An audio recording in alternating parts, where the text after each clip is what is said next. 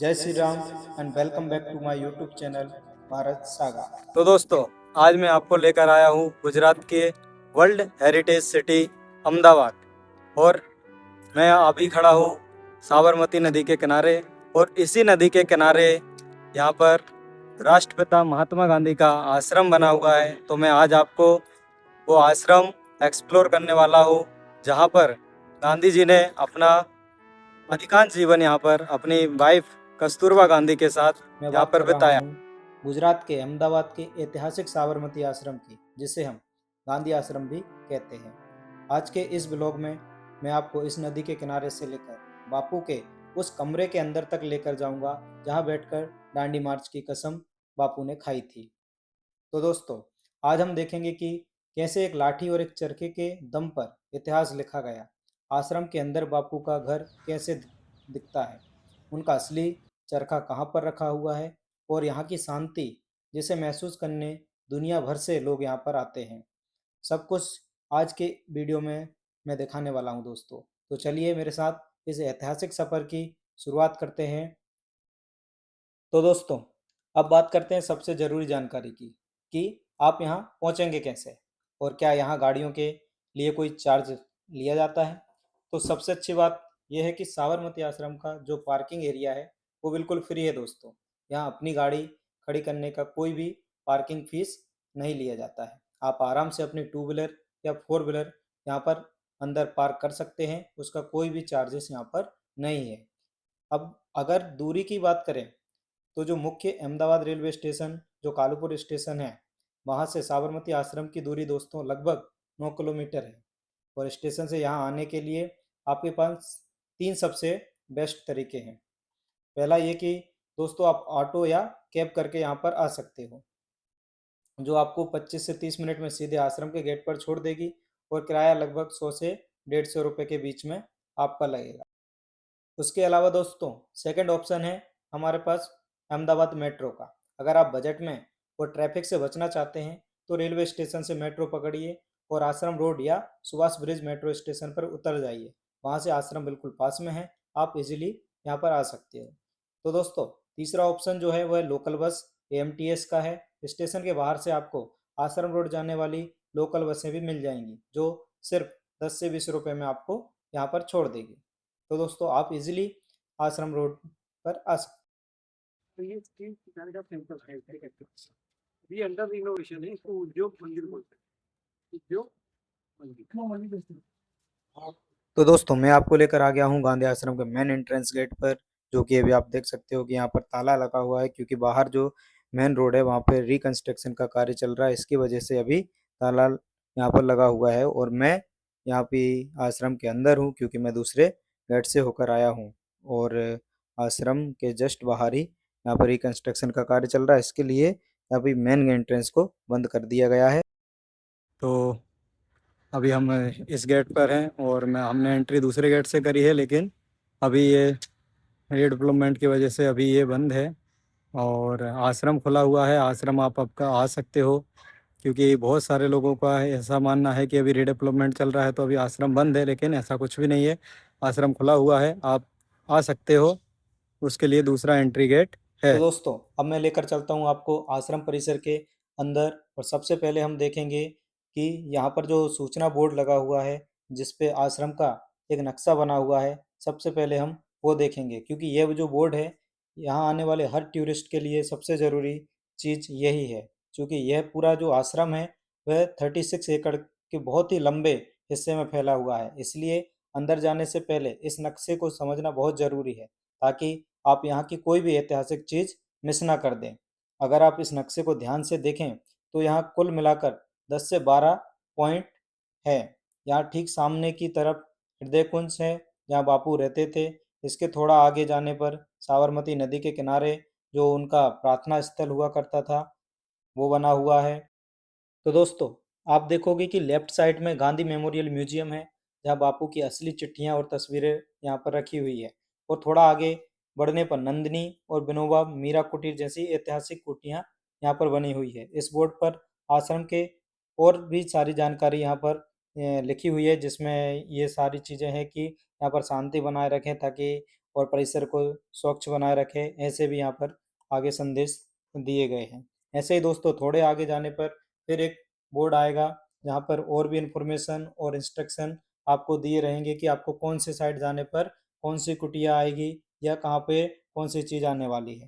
तो दोस्तों अभी हम देख रहे हैं तो उसमें आप देख सकते हो कि एक साइड संग्रहालय या मतलब म्यूजियम लाइब्रेरी है, तो दूसरी तरफ हृदय कुंज है। तो दोस्तों अभी हम म्यूजियम संग्रहालय की ओर चलते हैं। तो दोस्तों सबसे पहले हम गांधी मेमोरियल म्यूजियम को विजिट करेंगे। इस भव्य और अनोखी बिल्डिंग को भारत के सबसे मशहूर आर्किटेक्ट चार्ल्स कोरिया ने डिजाइन किया था। इसकी खासियत देख रहे हैं आप, यह पूरी तरह से ओपन एयर है जिसमें रोशनी और हवा सीधे अंदर आती है, जो बापू के सरल और खुले विचारों को दर्शाती है। चलिए इसके अंदर चलते हैं और इतिहास के उन पन्नों को पलटते हैं जिन्हें देखकर आपके रोंगटे खड़े हो जाएंगे। तो दोस्तों जैसे ही आप अंदर कदम रखेंगे आपको गांधी जी की जिंदगी की सैकड़ों दुर्लभ तस्वीरें देखने को मिलेंगी। उनके बचपन के दिनों से लेकर साउथ अफ्रीका के उन संघर्ष और फिर भारत आकर आज़ादी की लड़ाई का नेतृत्व करने तक की पूरी कहानी इन तस्वीरों में जीवंत हो उठती है। यहाँ खड़े होकर ऐसा लगता है जैसे हम खुद उस दौर में चले गए हैं। तो दोस्तों इस म्यूजियम का सबसे भावुक कर देने वाला हिस्सा यह है, यहाँ कांच के बक्सों में गांधी जी के हाथ से लिखे मूल पत्र रखे हुए हैं। उन्होंने दुनिया के बड़े बड़े नेताओं जैसे लियो टॉल्स और यहाँ तक कि एडोल्फ हिटलर तक को पत्र लिखे थे। उनके लिखे एक एक शब्द को इतने सालों बाद अपनी आंखों के सामने देखना सच में एक अद्भुत और रूहानी अनुभव है। यहाँ कुल मिलाकर 3 बड़ी गैलरीज है, एक लाइब्रेरी है जहाँ हजारों किताबें मौजूद है और एक बहुत बड़ा आर्काइव है। यहाँ बापू की लिखी 30,000 से ज़्यादा मूल चिट्ठियाँ यहाँ पर सुरक्षित रखी हुई है। तो दोस्तों अगर आप गांधी आश्रम आ रहे हैं तो इस म्यूजियम को में कम से कम 30 से 40 मिनट का समय ज़रूर निकाल कर आएँ। यहाँ की एक एक तस्वीर आपको कुछ ना कुछ सिखा कर जाएगी। तो दोस्तों म्यूजियम के इस अद्भुत सफ़र के बाद अब हम आगे बढ़ेंगे और चलेंगे उस जगह पर जहाँ रोज़ शाम को साबरमती नदी के किनारे प्रार्थना होती थी, यानी उपासना मंदिर की तरफ, जहाँ पर गांधी जी उपासना किया करते थे और इस आश्रम में रहने वाले सभी लोग सुबह सुबह यहाँ पर प्रार्थना किया करते थे। तो दोस्तों गांधी मेमोरियल देखने के बाद अब मैं इस आश्रम की सबसे पवित्र और सबसे शांत जगह पर आ गया हूँ, जिसे प्रार्थना स्थल या उपासना मंदिर कहा जाता है। तो दोस्तों इतिहास गवाह है कि जब भी देश में कोई संकट आता था, बापू कोई बड़ा आंदोलन शुरू करने वाले होते थे, तो वो इसी जगह बैठकर मौन व्रत रखते थे और भगवान से रास्ता दिखाने की प्रार्थना करते थे। यहीं बैठकर आश्रम वासियों के कठिन सवालों के भी जवाब दिया करते थे। आज भले ही बापू हमारे बीच में नहीं है, लेकिन अगर आप यहाँ 2 मिनट के लिए आंखें बंद करके शांति से बैठेंगे तो आपको आज भी हवाओं में वो प्रार्थनाएं और ठहराव महसूस होगा। अगर आप भागदौड़ भरी जिंदगी से परेशान हैं तो अहमदाबाद आकर इस प्रार्थना स्थल पर जरूर आएं। तो दोस्तों अब हम चलते हैं अपने नेक्स्ट प्लेस पर। तो दोस्तों अब हम आ गए हैं अपने नेक्स्ट प्लेस पर, जिसे मगन निवास कहा जाता है। तो दोस्तों हृदय कुंज के ठीक पास में स्थित इस बेहद खूबसूरत कुटिया को देखिए, इसे कहते हैं मगन निवास। यह घर था महात्मा गांधी जी के भतीजे और उनके सबसे करीबी सहयोगी मंगनलाल गांधी जी का। गांधी जी मंगनलाल जी को इस आश्रम की आत्मा कहा करते थे। बहुत कम लोग जानते हैं कि जो खादी और चरखा आज भारत की पहचान है, उसे इतना आधुनिक और आसान बनाने के पीछे मंगलनाथ जी का दिमाग था। उन्होंने ही चरखे के नए नए डिजाइनों का आविष्कार किया ताकि देश का हर गरीब आसानी से सूत काट सके। जब 1928 में उनका अचानक निधन हुआ तो गांधी जी पूरी तरह से टूट गए थे और उन्होंने कहा था कि मैं अनाथ हो गया हूँ। तो जब भी आप गांधी आश्रम आए, खादी आंदोलन की शुरुआत करने वाले इस ऐतिहासिक घर को देखना बिल्कुल मत भूलिए दोस्तों। इसी आश्रम के अंदर ये आज भी बहुत सारे चरखे खादी रखी हुई है जिन्हें आप देख सकते हो। बाकी दोस्तों आप देख सकते हो कि यहाँ पर कितने टाइप के यहाँ पर चरखे रखे हुए हैं और हर चरखा अलग टाइप का है, जिससे कि ये गांधी जी उस टाइम पर और उनके सहयोगी यहाँ पर सूती और कपड़ा बुना करते थे तो यहाँ पर डिफरेंट टाइप के यहाँ पर चरखे रखे हुए हैं और हर टाइप के चरखे में कुछ ना कुछ अलग टाइप की खादी और उनको बुना जाता था। यहाँ पर भी देख सकते हो दोस्तों, इस चरखे का आकार और ये भी अलग ही चरखा है। इससे भी वो खादी रखी हुई है और उससे भी कुछ अलग टाइप के यहाँ पर चरखे बुना करते थे। तो बहुत सारे चरखों में ये मगन लाल जो थे उनका भी बहुत बड़ा योगदान रहा है।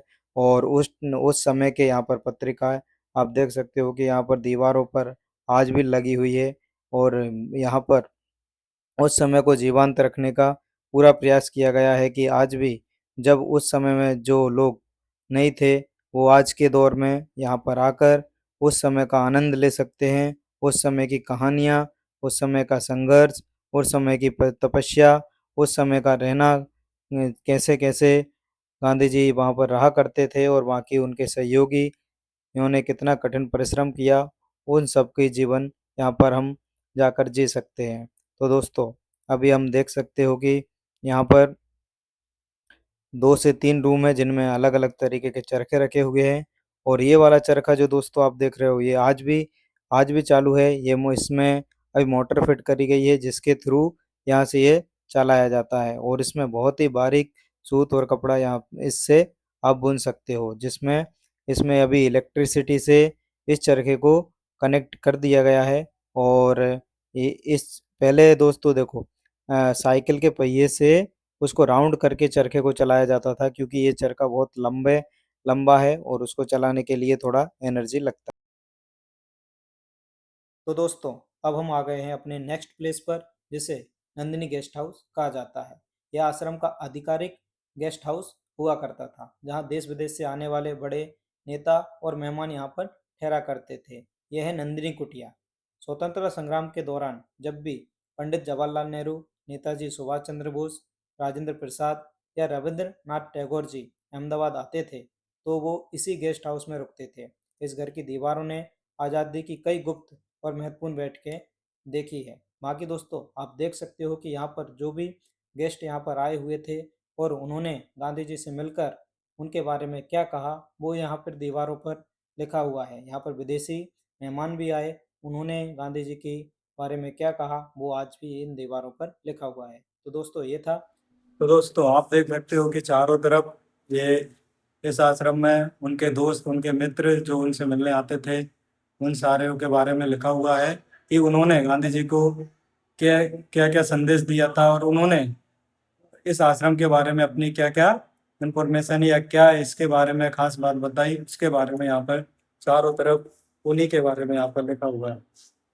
तो दोस्तों, अब मैं आपको लेकर चलता हूँ उस कुटिया में जहाँ पर देश के प्रथम राष्ट्रपति राजेंद्र प्रसाद जी जब 1917 में गांधी जी से मिलने आए थे तब वो वहाँ पर रुके थे। तो दोस्तों, ये वही कुटिया है जहाँ पर डॉक्टर राजेंद्र प्रसाद जी यहाँ पर रुके थे और उन्होंने गांधी जी से मिलकर उनसे प्रभावित होकर और उनको क्या बोला और इस आश्रम के बारे में उन्होंने क्या कहा वो आज भी इन्हीं दीवारों पर लिखा हुआ है।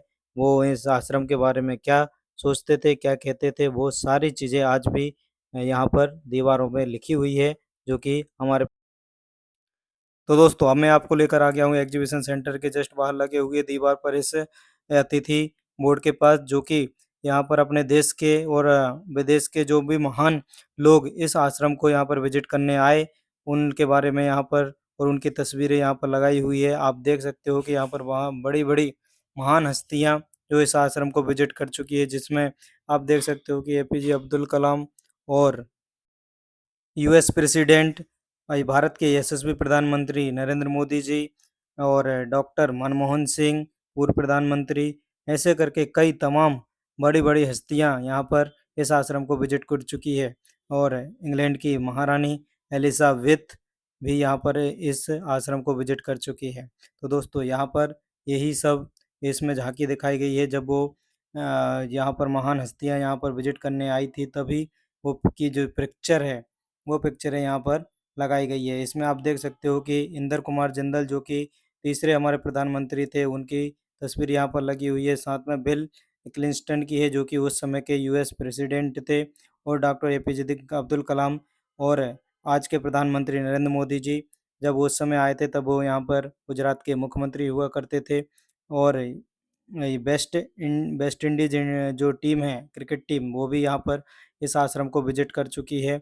और साथ ही साथ आप देखोगे कि यहाँ पे सुनीता विलियमसन जो कि नासा के जो साइंटिस्ट हैं वो भी इस आश्रम को विजिट कर चुकी है। और प्रतिभा पाटिल जो कि राष्ट्रपति रह चुकी हैं वो भी यहाँ पर विजिट कर चुकी है। ऐसे करके तमाम एक-एक करके जितने भी महान हस्तियाँ जो वर्ल्ड फेमस हस्तियाँ रही हैं वो भी इस गांधी जी के इस आश्रम को विजिट कर चुके हैं। आप देख पाओगे कि बॉलीवुड अभिनेता अमिताभ बच्चन जी भी यहाँ पर इस आश्रम को विजिट कर चुके हैं और भी बाकी लोग भी यहाँ पर विजिट कर चुके हैं। चाइना के प्रधानमंत्री भी यहाँ पर आ चुके हैं और ऐसे ही बहुत हस्तियाँ यहाँ पर बड़ी-बड़ी हस्तियाँ यहाँ पर आती रहती है और इस आश्रम को विजिट करने के लिए। तो दोस्तों अब मैं लेकर चलता हूँ आपको गांधी जी के एग्जीबिशन सेंटर की ओर, जहाँ पर गांधी जी के जीवन को उनके बचपन से लेकर उनकी आखिरी समय तक को दर्शाया गया है। तो दोस्तों अभी हम चलते हैं और ये जो एग्जीबिशन सेंटर है ये अपने म्यूजियम के जस्ट आगे बना हुआ है। और आप देख पाओगे कि यहाँ पर जो एग्जीबिशन सेंटर है उसके बगल में एक बहुत बड़ा यहाँ पर लाइब्रेरी बना हुआ है, जहाँ पर बहुत सारी उस समय की जो पुस्तकें हैं वो रखी हुई है। तो दोस्तों ये है एग्जीबिशन सेंटर। और इस एग्जीबिशन सेंटर की सबसे मुख्य बात उनका स्टार्टिंग ही है। तो आप देख पाओगे कि सबसे पहले यहाँ पर गांधी जी का ये एक मूर्ति कह सकते हैं या उनकी तस्वीर को ऐसा बना के रखा गया है और ये हूबहू ऐसा लगता है कि जैसे ये रियल में गांधी जी हैं। ये उन सबसे अट्रैक्टिव यहाँ पर हम देख पाएंगे कि ये सबसे अट्रैक्टिव जो तस्वीर है वो हमने देखी है। तो दोस्तों अभी हम आ गए देखो उनके बचपन की ओर या और ये अभी उनका घर जो मैंने आपको दिखाया जहाँ पर वो पोरबंदर में उनका जन्म हुआ था। तो जस्ट वहाँ से लेकर धीरे-धीरे करके एक-एक जो तस्वीर आप देखोगे कि उनका बचपन जो धीरे-धीरे फिर वो स्कूल गए, स्कूल से आगे बढ़ते-बढ़ते कॉलेज और फिर जितने भी सारे आंदोलनों में उन्होंने हिस्सा लिया, उन सब के बारे में एक-एक करके यहाँ पर तस्वीरें और उन कहानियों को और उनके बारे में यहाँ पर कब उन्होंने क्या किया, किस सन में वो कहाँ पर थे, वो सारी डिटेल यहाँ पर डिटेल्ड पूरा इन्फॉर्मेशन इन दीवारों पे और उनकी उस समय की तस्वीरों को यहाँ पर दर्शाया गया है।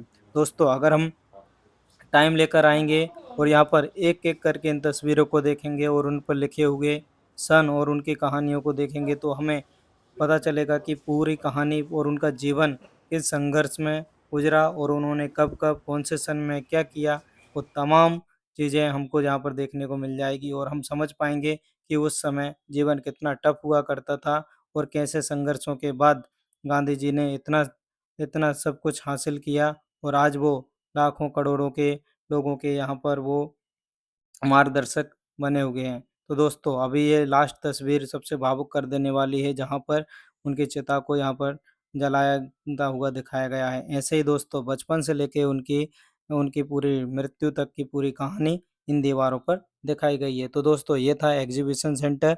अभी हम चलते हैं अपने नेक्स्ट प्लेस की।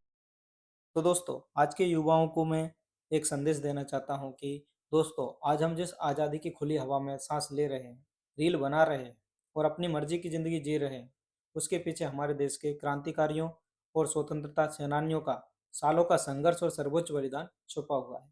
आज की युवा पीढ़ी और हम डिजिटल दौर के युवाओं को हमारे वास्तविक इतिहास को जानना सिर्फ इसलिए ज़रूरी नहीं है कि हम परीक्षा पास कर सकें, बल्कि इसलिए ज़रूरी है ताकि हम जान सकें कि हमारी जड़ें कितनी मजबूत है। जब तक हम भगत सिंह, चंद्रशेखर आज़ाद, नेताजी सुभाष चंद्र बोस जैसे नायकों के त्याग, उनकी सादगी और उनकी अटूट देशभक्ति को नहीं समझेंगे, तब तक हम एक बेहतर समाज और एक राष्ट्र का निर्माण नहीं कर सकते। इतिहास हमें केवल अतीत नहीं दिखाता, बल्कि वह हमें भविष्य में आने वाले संकटों से लड़ने की सही दिशा और सही सोच देता है। आज जब हम गांधी आश्रम जैसे पवित्र और ऐतिहासिक जगहों पर आते हैं, तो हमारा मकसद सिर्फ तस्वीरें खींचना या घूमना नहीं होना चाहिए, बल्कि यहाँ से देश के लिए कुछ कर गुजरने की प्रेरणा लेकर अपने घर लौटना चाहिए। हमारी आज़ादी मुफ्त में नहीं मिली है, इसका सम्मान करें, अपने इतिहास को पढ़ें और एक जिम्मेदार नागरिक बनकर देश को आगे बढ़ाएं। तो दोस्तों ये एक मेरा युवाओं को संदेश था और ऐसे ही संदेश मैं देता रहता हूँ और इतिहास के हर पन्ना पलटाने का मैंने जो उद्देश्य और जो ठाना है तो वही मैं आपको बता रहा हूँ। तो दोस्तों, ऐसे ही आप जब भी किसी भी जगह पर जाओ तो ये नहीं कि केवल पिकनिक के लिए अपन जा रहे हैं, उसमें अपन को दोस्तों इतिहास खोजो कि उस जगह की क्या इम्पोर्टेंस है, उसका रिस्पेक्ट। तो दोस्तों, अभी आप जो कुटिया देख रहे हो ये कुटिया मीरा विनोबा कुटिया इसको कहा जाता है। तो मैं अब लेकर आपको चलता हूँ इस कुटिया के अंदर और आपको बताऊंगा कि यह इस कुटिया में मीरा कैसे रहा करती थी और उनके बारे में यहाँ पर क्या लिखा हुआ है और उनकी क्या चीज़ें यहाँ पर रखी हुई है। तो दोस्तों, आप देखोगे कि यहाँ पर सबसे पहले एक यहाँ पर मिट्टी का घड़ा रखा हुआ है और यहाँ पर तस्वीर में गांधी जी और मीरा बहन को दर्शाया गया है और उनके बारे में यहाँ पर तीनों लैंग्वेजें हिंदी, गुजराती और इंग्लिश में यहाँ पर लिखा हुआ है। अगर आप यहाँ पर आओगे तो इस तस्वीर में जो लिखी हुई कहानी है उसको पढ़ो तो आपको पता चलेगा कि गांधी जी उनसे कैसे प्रभावित थे। आप जो मेरे पीछे जो तस्वीर देख रहे हैं ये कुटीर जो है वो मीराबेन की है, जो कि जिनका रियल नेम मेडेलिन स्टिलिन था, जो कि इंग्लैंड की रहने वाली थी और वो इंग्लैंड के सैनिक की बेटी थी, जो कि 1925 में इंग्लैंड छोड़कर इंडिया आ गई थी और वो गांधी जी से बहुत प्रेरित थी। इसलिए उसने गांधी जी की शिष्या बनकर वो इस कोठरी में यहाँ पर तो रही। दोस्तों, अब मैं आपको लेकर चलता हूँ साबरमती आश्रम के सबसे इम्पोर्टेंट जगह पर, जिसे हृदय कुंज कहा जाता है। यह हृदय कुंज केवल एक साधारण कुटिया नहीं बल्कि आधुनिक भारत के इतिहास का सबसे जीवंत गवाह है। वर्ष 1917 से 1930 तक यह महात्मा गांधी और कस्तूरबा गांधी का मुख्य निवास स्थान था, जिसका नाम महान स्वतंत्रता सेनानी काका साहेब कालेकर ने इसकी केंद्रीय भूमि के कारण हृदय कुंज रखा था। मिट्टी की दीवारें, खपरेल की छत और गोबर से लिपे गए फर्श वाली यह कुटिया भारतीय ग्रामीण सादगी की एक अद्भुत मिसाल है। इसके भीतर आज भी बापू की वह सफ़ेद गद्दी, लिखने की लकड़ी की छोटी मेज और उनका ऐतिहासिक चरखा पूरी तरह सुरक्षित रखा हुआ है। लेकिन अभी रेप डेवलपमेंट की वजह से उनको यहाँ से दूसरी जगह पर शिफ्ट कर दिया गया है। तो दोस्तों, जिसने कभी पूरे देश को आत्मनिर्भरता का पाठ पढ़ाया था, इसी पावन कुटिया की चौखट को लांघकर 12 मार्च 1930 को गांधी जी ने प्रसिद्ध दांडी मार्च की शुरुआत की थी। आज के इस आधुनिक युग में हृदय कुंज हमें यह याद दिलाता है कि दुनिया के सबसे बड़े बदलाव महलों की चाकचौंध से नहीं बल्कि न्यूनतम साधनों और शुद्ध विचारों के संकल्प से भी पैदा हो सकते हैं।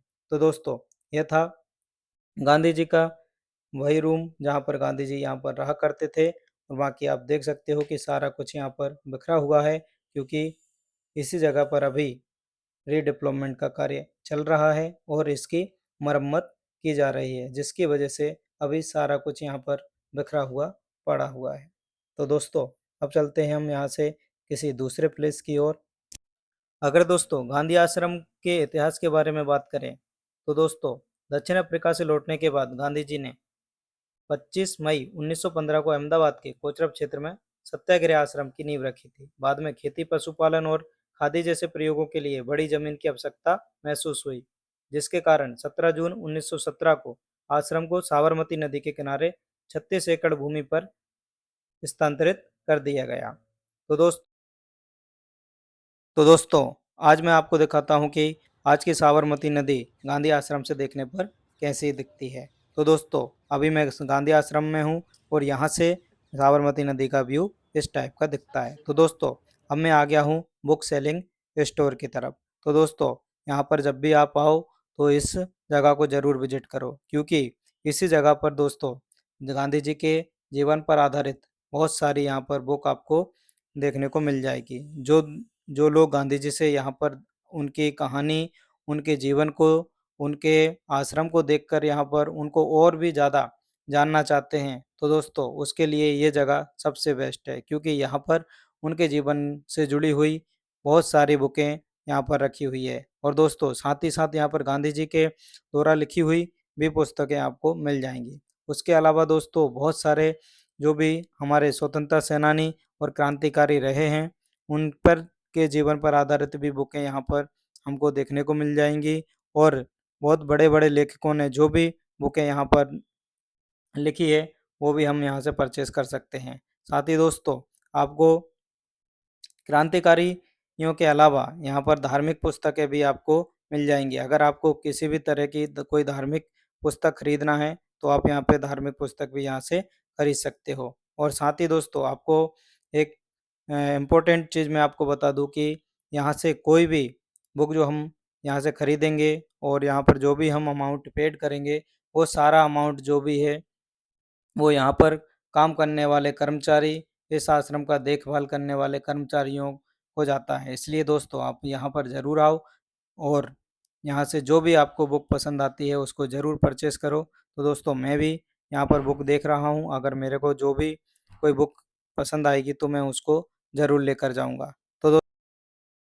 तो दोस्तों ये थी मेरी गांधी आश्रम की यात्रा, जिसमें साबरमती नदी के किनारे से लेकर प्रार्थना स्थल की वो शांति हो, या फिर मगन निवास में रखी हुई तरह तरह की खादी और चरखा, या फिर हृदय कुंज में गांधी जी की यादें, हर चीज़ दोस्तों दिल को छू लेती है। तो दोस्तों अब आपकी बारी है, क्या आप कभी गांधी आश्रम गए हैं? अगर हाँ, तो आपको वहाँ की कौन सी चीज़ आपको सबसे अच्छी लगी? नीचे कमेंट बॉक्स में अपने अनुभव मेरे साथ ज़रूर शेयर करें।